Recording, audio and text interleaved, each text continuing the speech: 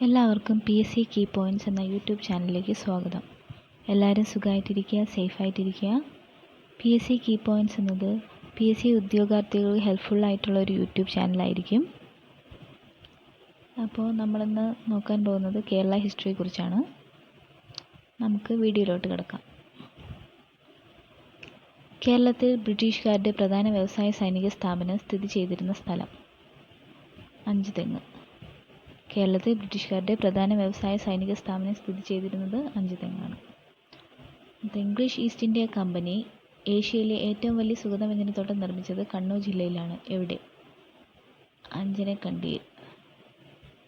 1767 English east India company ഏഷ്യയിലെ ഏറ്റവും വലിയ സുഗന്ധവ്യഞ്ജനത്തോട്ടം നിർമ്മിച്ചത് കണ്ണൂർ ജില്ലയിലെ അഞ്ചനക്കണ്ടിയിലാണ്.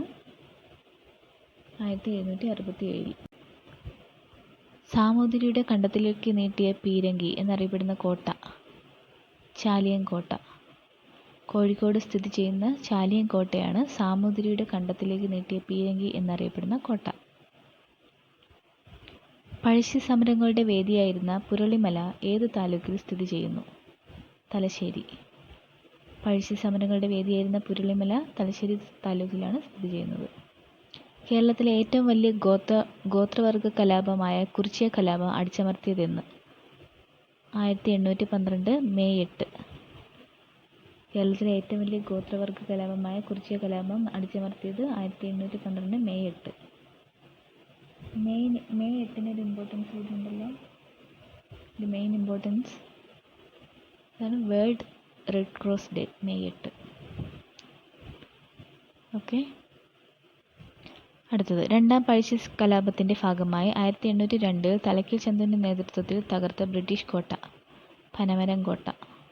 രണ്ടാം പഴശ്ശി കലാപത്തിൻ്റെ ഭാഗമായി 1802 തലക്കൽ ചന്തുവിൻ്റെ നേതൃത്വത്തിൽ തകർത്ത ബ്രിട്ടീഷ് കോട്ട പനമരം കോട്ട. 2021 ഏപ്രിൽ 15 300-ാം വാർഷികം ആഘോഷിച്ച കേരളത്തിലെ ബ്രിട്ടീഷ് വിരുദ്ധ പോരാട്ടം. ആറ്റിങ്ങൽ കലാപം. ആറ്റിങ്ങൽ കലാപമായിരുന്നു 2021 ഏപ്രിൽ 15. ഡേറ്റ് ഓർത്തിരിക്കണേ. 2021 ഏപ്രിൽ 15 300-ാം വാർഷികം ആഘോഷിച്ച കേരളത്തിലെ ബ്രിട്ടീഷ് വിരുദ്ധ പോരാട്ടം. കേരള ചരിത്രത്തിൽ പരന്ത്രീസ് ഭാഷ എന്നറിയപ്പെടുന്നത്? ഫ്രഞ്ച് ഭാഷ. കേരള ചരിത്രത്തിൽ പരന്ത്രീസ് ഭാഷ എന്നറിയപ്പെടുന്നത് ഫ്രഞ്ച് ഭാഷ. 1812 കുറിച്യ കലാപത്തിന് കാരണമായ നികുതി പരിഷ്കാരം ഏർപ്പെടുത്തിയ ബ്രിട്ടീഷ് ഉദ്യോഗസ്ഥൻ? Thomas warden. 1812 കുറിച്യ കലാപത്തിന് കാരണമായ നികുതി പരിഷ്കാരം ഏർപ്പെടുത്തിയ ബ്രിട്ടീഷ് ഉദ്യോഗസ്ഥൻ തോമസ് വാർഡൻ. ബ്രിട്ടീഷുകാർ കേരളത്തിൽ ആദ്യമായി പണ്ടകശാല സ്ഥാപിച്ച സ്ഥലം? വിഴിഞ്ഞം. വിഴിഞ്ഞത്താണ് ബ്രിട്ടീഷുകാർ കേരളത്തിൽ ആദ്യമായി പണ്ടകശാല സ്ഥാപിച്ചത്. മതപരിവർത്തന രംഗത്ത് കേരളത്തിൽ പോർച്ചുഗീസുകാർക്ക് തിരിച്ചടിയേറ്റ സംഭവം? കൂനൻകുരിശ് സത്യം. മതപരിവർത്തന രംഗത്ത് കേരളത്തിൽ പോർച്ചുഗീസുകാർക്ക് തിരിച്ചടിയേറ്റ സംഭവം കൂനൻകുരിശ് സത്യം. ബ്രിട്ടീഷ് രേഖകളിൽ പഴശ്ശിരാജ എന്നും കൊട്ടിയൂർ രാജ എന്നും വിശേഷിക്കപ്പെടുന്നത് പഴശ്ശിരാജാവിനെ. ആരെയാണ്? ബ്രിട്ടീഷ് രേഖകളിൽ പഴശ്ശിരാജ എന്നും കൊട്ടിയൂർ രാജ എന്നും വിശേഷിക്കപ്പെട്ടിരുന്നത് പഴശ്ശിരാജാവിനെ. മരച്ചീനി, പുകയില, കശുവണ്ടി, പപ്പായ, കൈതച്ചക്ക എന്നിവ ഇന്ത്യക്ക് സംഭാവന ചെയ്ത വിദേശ ശക്തി? പോർച്ചുഗീസുകാർ. ഏതൊക്കെയാണ്? മരച്ചീനി, പുകയില, കശുവണ്ടി, പപ്പായ, കൈതച്ചക്ക എന്നിവ ഇന്ത്യക്ക് സംഭാവന ചെയ്ത വിദേശ ശക്തി പോർച്ചുഗീസുകാർ. അടുത്ത, കുഷ്ഠരോഗികൾക്കായി ഡച്ചുകാർ കേരളത്തിൽ ആദ്യത്തെ ആശുപത്രി സ്ഥാപിച്ചത് എവിടെ? പള്ളിപ്പുറം. പള്ളിപ്പുറത്താണ് കുഷ്ഠരോഗികൾക്കായി ഡച്ചുകാർ കേരളത്തിൽ ആദ്യത്തെ ആശുപത്രി സ്ഥാപിച്ചത്. കുമ്പസാരം, ലേലം, ഫാക്ടറി, ജനൽ, വരാന്ത, മേസ്തിരി, അലമാര എന്നീ പദങ്ങൾ ഏത് വിദേശ ശക്തികളുടെ സംഭാവനയാണ്? പോർച്ചുഗീസ്. കുമ്പസാരം. അപ്പോൾ ഇവിടെ 2 ക്വസ്റ്റ്യൻസ് ഉണ്ട് പോർച്ചുഗീസിനെ പറ്റി. ഏതൊക്കെയായിരുന്നു? മരച്ചീനി, പുകയില, കശുവണ്ടി, പപ്പായ, കൈതച്ചക്ക എന്നിവ ഇന്ത്യക്ക് സംഭാവന ചെയ്ത വിദേശ ശക്തി പോർച്ചുഗീസുകാർ. കുമ്പസാരം, ലേലം, ഫാക്ടറി, ജനൽ, വരാന്ത, മേസ്തിരി, അലമാര എന്നീ പദങ്ങൾ ഏത് വിദേശ ശക്തികളുടെ സംഭാവനയാണ്? അതും പോർച്ചുഗീസുകാർ. അടുത്തത്, വാസ്കോ ഡ ഗാമ അവസാനമായി ഇന്ത്യയിൽ വന്നത്? 1524. വാസ്കോ ഡ ഗാമ അവസാനമായി ഇന്ത്യയിൽ വന്നത് 1524. മാനുവൽ കോട്ട, പള്ളിപ്പുറം കോട്ട, വൈപ്പിൻ കോട്ട, ആയക്കോട്ട എന്നീ വ്യത്യസ്ത പേരുകളിൽ അറിയപ്പെടുന്ന കോട്ടയുടെ സവിശേഷത? ഇന്ത്യയിൽ യൂറോപ്യന്മാർ നിർമ്മിച്ച ആദ്യ കോട്ടയാണ്. മേനൂർ കോട്ട, പള്ളിപ്പുറം കോട്ട, വൈപ്പിൻ കോട്ട, ആയക്കോട്ട എന്നീ വ്യത്യസ്ത പേരുകൾ അറിയപ്പെടുന്നത്. ഇന്ത്യയിൽ യൂറോപ്യന്മാർ നിർമ്മിച്ച ആദ്യ കോട്ട. അടുത്തത്, കേരളത്തിൽ ഡച്ച് ഭരണം അവസാനിക്കാൻ കാരണമായ ഉടമ്പടിയാണ് 1753 മാവേലിക്കര ഉടമ്പടി. ഇതിൽ ഒപ്പുവെച്ചവർ മാർത്താണ്ഡവർമ്മയും ഡച്ചുകാരും. കേരളത്തിൽ ഡച്ച് ഭരണം അവസാനിക്കാൻ കാരണമായ ഉടമ്പടിയാണ് 1753 മാവേലിക്കര ഉടമ്പടി. ഇതിൽ ഒപ്പുവെച്ച മാർത്താണ്ഡവർമ്മയും ഡച്ചുകാരും. ഡച്ച് ഭരണം അവസാനിക്കാൻ കാരണമായ ഉടമ്പടി 1753 മാവേലിക്കര ഉടമ്പടി. ആ ക്വസ്റ്റ്യന് ഓർത്തിരിക്കണേ.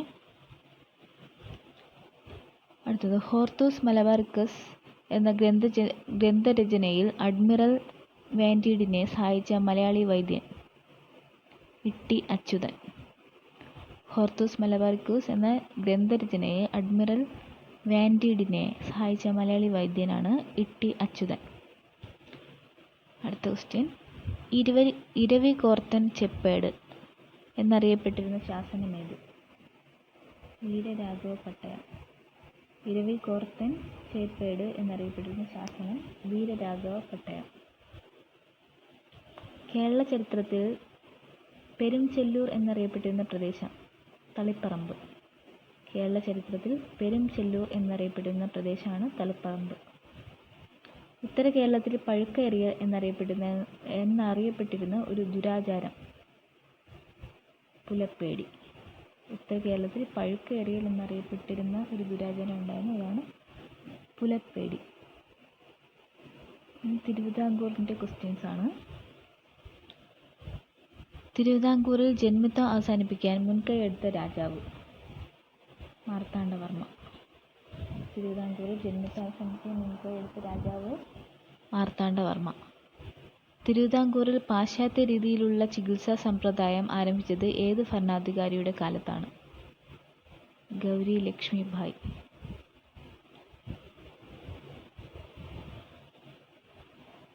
തിരുവിതാംകൂറിൽ പാശ്ചാത്യ രീതിയിലുള്ള ചികിത്സാ സമ്പ്രദായം ആരംഭിച്ചത് ഗൗരി ലക്ഷ്മി ഭായിയുടെ കാലത്താണ്.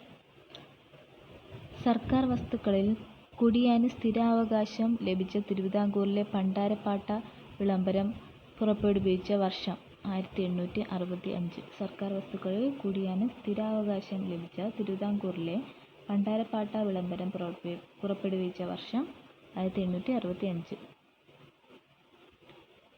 1869 തിരുവനന്തപുരം സെക്രട്ടേറിയറ്റിൻ്റെ പണി പൂർത്തിയാക്കുന്ന സമയത്ത് തിരുവിതാംകൂർ രാജാവ് ആയില്യം തിരുനാൾ. 1869 തിരുവനന്തപുരം സെക്രട്ടേറിയറ്റിൻ്റെ പണി പൂർത്തിയാക്കുന്നത്. ആ സമയത്ത് തിരുവിതാംകൂർ രാജാവ് ആരായിരുന്നു? ആയില്യം തിരുനാൾ. പാലക്കാട് ആസ്ഥാനമായി ഭരിച്ചിരുന്ന രാജവംശം ഏത് പേരിൽ അറിയപ്പെട്ടിരുന്നു? തരൂർ സ്വരൂപം. പാലക്കാട് ആസ്ഥാനമായി ഭരിച്ചിരുന്ന രാജവംശം ഏത് പേരിൽ അറിയപ്പെട്ടിരുന്നു? തരൂർ സ്വരൂപം. മാർപ്പാപ്പയെ സന്ദർശിച്ച ആദ്യത്തെ തിരുവിതാംകൂർ രാജാവ് ശ്രീ ചിത്തിര തിരുനാൾ. മാർപ്പാപ്പയെ സന്ദർശിച്ച ആദ്യത്തെ തിരുവിതാംകൂർ രാജാവാണ് ശ്രീ ചിത്തിര തിരുനാൾ. 1925 നിലവിൽ വന്ന നായർ റെഗുലേഷനിലൂടെ തിരുവിതാംകൂറിൽ മക്കത്തായം നടപ്പാക്കിയ ഭരണാധികാരി സേതുലക്ഷ്മി ഭായ്. 1925 നിലവിൽ വന്ന നായർ റെഗുലേഷനിലൂടെ തിരുവിതാംകൂറിൽ മക്കത്തായം നടപ്പാക്കിയ ഭരണാധികാരി സേതുലക്ഷ്മി ഭായ്. തിരുവിതാംകൂറിലെ കർഷകരുടെ മാഗ്ന കാർട്ട എന്നറിയപ്പെടുന്നത് പണ്ടാരപ്പാട്ട വിളംബരം. തിരുവിതാംകൂറിലെ കർഷകരുടെ മാഗ്ന കാർട്ട എന്നറിയപ്പെടുന്നത് പണ്ടാരപ്പാട്ട വിളംബരം. 1867 ജന്മിക്കുടിയാൻ വിളംബരം നടത്തിയ തിരുവിതാംകൂർ ഭരണാധികാരി ആയില്യം തിരുനാൾ. 1867 ജന്മിക്കുടിയാൻ വിളംബരം നടത്തിയ തിരുവിതാംകൂർ ഭരണാധികാരിയാണ് ആയില്യം തിരുനാൾ. പ്രാഥമിക വിദ്യാഭ്യാസം സൗജന്യവും നിർബന്ധവുമാക്കിയ തിരുവിതാംകൂർ ഭരണാധികാരി റാണി ഗൗരി പാർവതി ബായ്. പ്രാഥമിക വിദ്യാഭ്യാസം സൗജന്യവും നിർബന്ധവുമാക്കിയ തിരുവിതാംകൂർ ഭരണാധികാരിയാണ് റാണി ഗൗരി പാർവതി ഭായ്.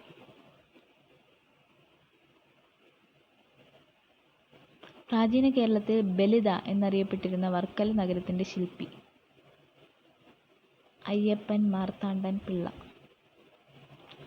പ്രാചീന കേരളത്തിൽ ബലിത എന്നറിയപ്പെട്ടിരുന്ന വർക്കല നഗരത്തിൻ്റെ ശില്പി അയ്യപ്പൻ മാർത്താണ്ഡൻ പിള്ള. തിരുവിതാംകൂറിലെ അശോകൻ എന്നറിയപ്പെട്ടിരുന്നത് മാർത്താണ്ഡവർമ്മ. മാർത്താണ്ഡവർമ്മയാണ് തിരുവിതാംകൂറിലെ അശോകൻ എന്നറിയപ്പെട്ടിരുന്നത്. കേരളത്തിലെ അശോകൻ എന്നറിയപ്പെട്ടിരുന്ന ഭരണാധികാരി വിക്രമാദിത്യ വരഗുണൻ. ഈ 2 ക്വസ്റ്റ്യൻസ് മാറിപ്പോരുത്. തിരുവിതാംകൂറിലെ അശോകൻ മാർത്താണ്ഡവർമ്മ, കേരളത്തിലെ അശോകൻ വിക്രമാദിത്യ വരഗുണൻ.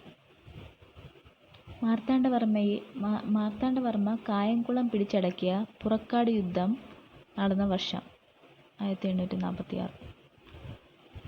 മാർത്താണ്ഡവർമ്മ കായംകുളം പിടിച്ചടക്കിയ പുറക്കാട് യുദ്ധം നടന്ന വർഷം 1746.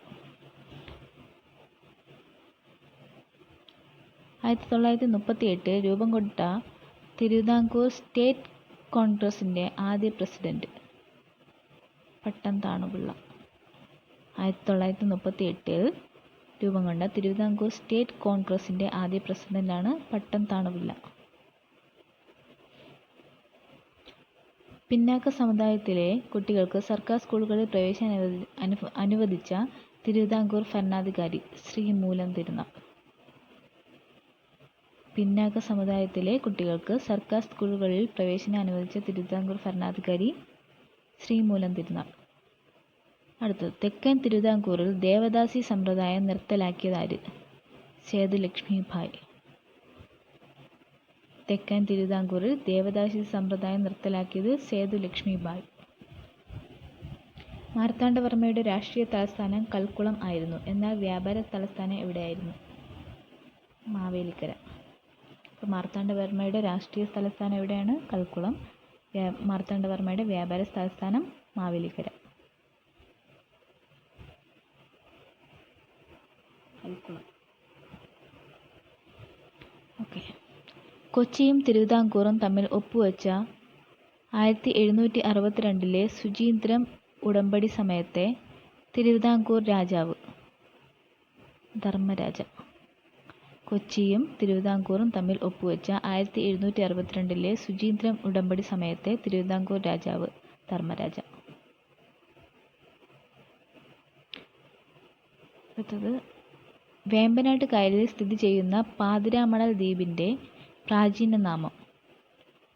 അനന്തപത്മനാഭൻ തോപ്പ്. വേമ്പനാട്ട് കായലിൽ സ്ഥിതി ചെയ്യുന്ന പാതിരാമണൽ ദ്വീപിൻ്റെ പ്രാചീന നാമം അനന്തപത്മനാഭൻ തോപ്പ്. റാണി സേതുലക്ഷ്മിഭായ് പാലം ഏത് കായലിന് കുറുകെയാണ്? അഷ്ടമുടിക്കായൽ. നീണ്ടകര. അഷ്ടമുടിക്കായലിന് കുറുകെയാണ് റാണി സേതുലക്ഷ്മിഭായ് പാലം. തിരുവിതാംകൂറിൽ ബ്രിട്ടീഷ് മാതൃകയിലുള്ള ഭരണ സംവിധാനത്തിന് തുടക്കം കുറിച്ച ദിവാൻ? Colonel Munro.